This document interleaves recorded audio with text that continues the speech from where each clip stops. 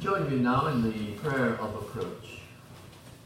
Almighty God, you watch over those who trust in you. Continue, we pray, to touch us with your love, forgiveness, mercy, and the power of healing. Enable us to stay with you, even in the busy world of our daily activities. May we never lose sight of the eternal God, and direct us through not only this hour of worship, but the days and weeks that lie ahead. Amen.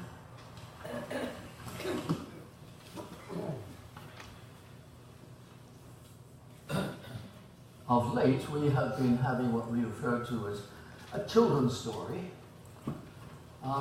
Then we switched it to conversation with the young and the young at heart, all of which serves the same purpose. I don't care how young we are or how old we are, we always like stories. This particular story is one, believe it or not, that I wrote many years ago when I was writing for the papers in Port Elgin when I ministered there for a number of years. And whenever you and I think of sand, for the most part we might think of egg timers, or we might think of a day at the seaside, which of course was where we went as children in England with our buckets and spades.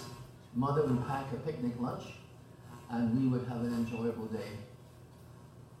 Sometimes we think of sand, we think also of deserts.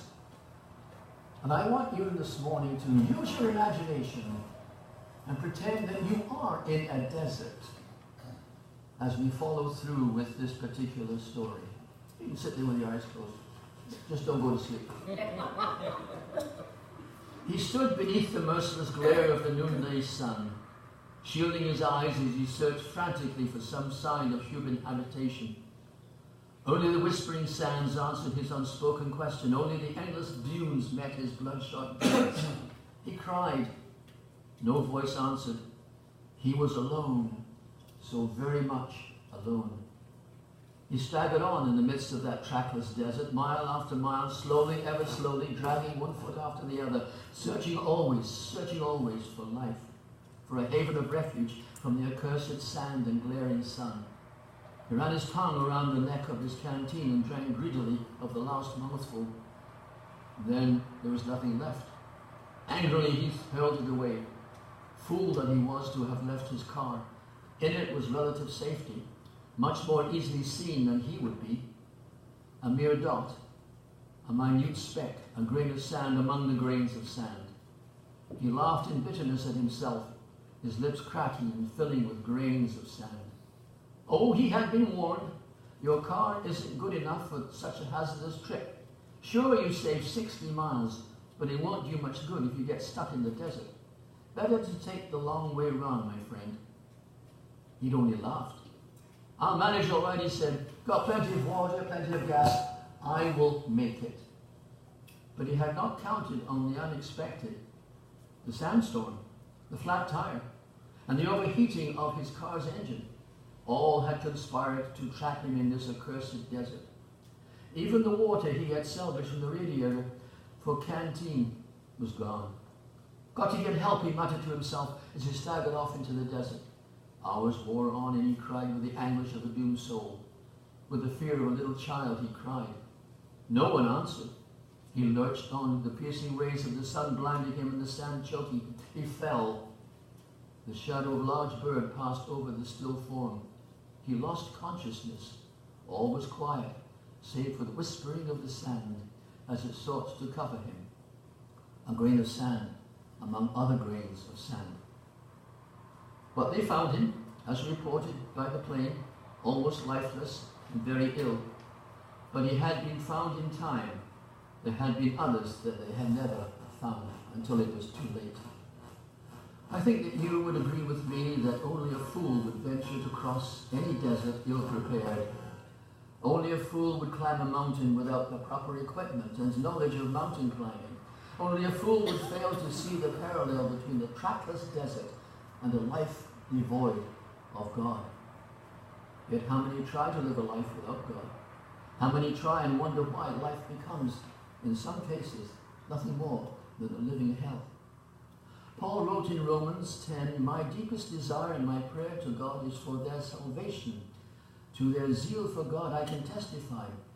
But it is an ill-formed zeal, for they ignore God's way of righteousness and try to set up their own."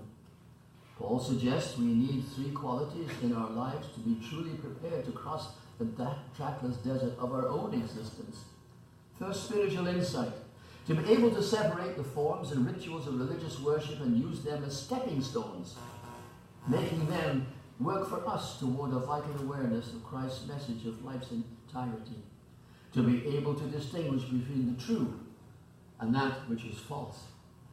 Secondly, true knowledge is the result of spiritual insight, building up for yourself a storehouse of truths derived through experience, studying and carefully weighing the information given. No blind acceptance, faithful in prayer. Thirdly, knowledge of this kind provides the only satisfactory basis for zeal. Zeal which has direction and purpose, but that same zeal demands discipline. Our traveler was so sure of his ability to cross the desert that he did not stop to think the situation through properly.